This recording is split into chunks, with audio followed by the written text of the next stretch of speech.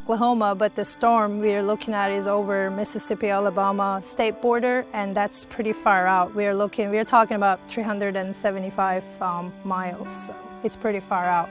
When I look at the screen, I'm pretty much scanning the horizon here because the storms are pretty far out, and I'll be able to just see the lightning flash the top or the cloud tops, pretty much that light, and then that's my clue to trigger.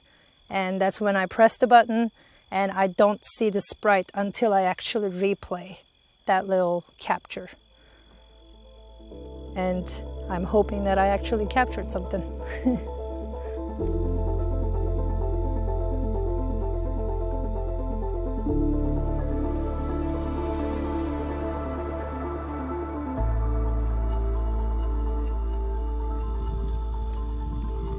I mean, I'm kind of thinking because if I don't see something, oh, there was a sprite. Seriously? And then the moment I just turned my head, seriously? There was a sprite, guys, yeah. Let's see. I hope I caught it in Oh time. my gosh. Yes! We had one. Oh my God, that's awesome. And that was actually pretty close. Pretty close. High fives, high fives. We did it.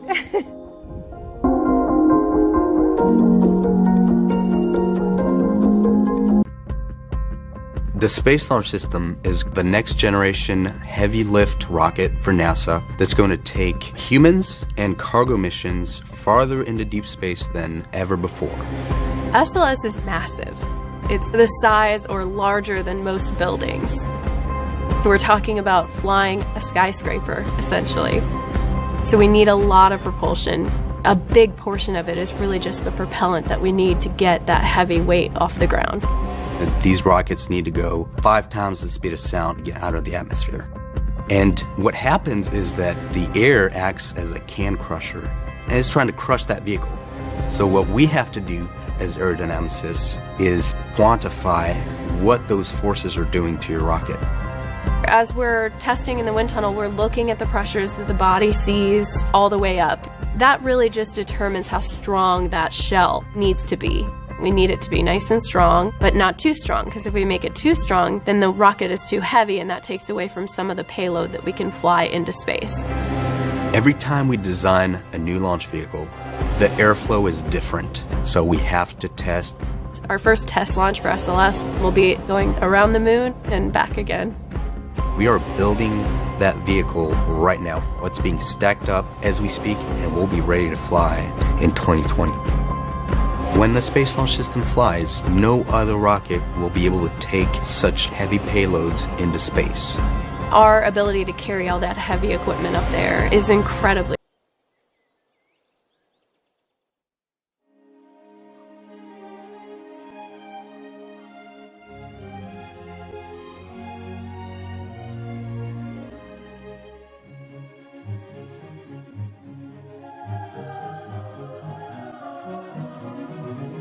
We're going to rely on all of that in order to get humans to Mars.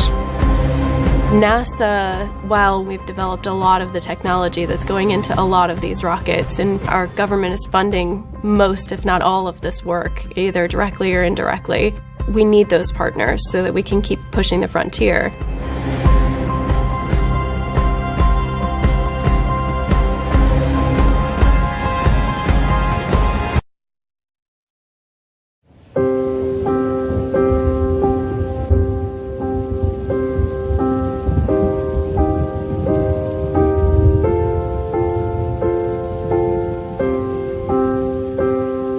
The weather in this area is very dynamic. The way that pollution impacts extreme weather conditions is extremely complicated, and we don't really fully understand it, which is why we're out here in the first place. We're trying to investigate this in one of the most complex meteorological regimes in the world, that is around the South China Sea and Western Pacific. We'll start with 2, check in on 2 at select start 2. Roger, 2 is selected. Airs at 45, here we go 2. Rotation.